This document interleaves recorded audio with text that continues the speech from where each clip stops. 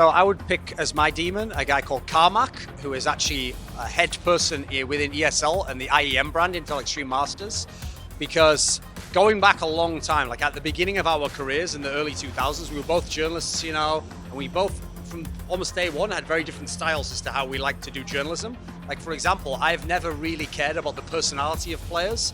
Like, I actually think the most interesting thing about a player is what he can do inside the game, because that's where his talent shines, and elements of his character perhaps inform that. But to me, that's where they're almost a bit more freed, you know, to express themselves. This is their art in that sense. Whereas it seems like he was more interested in, like, I want to know the person behind the game and stuff. So we had very divergent philosophies in that sense. I mean, when we were journalists, we literally just like argued a whole bunch of times, like publicly, sniped back and forth. We were obviously a lot younger at the time, so there wasn't as much of the professional sheen as there might be nowadays.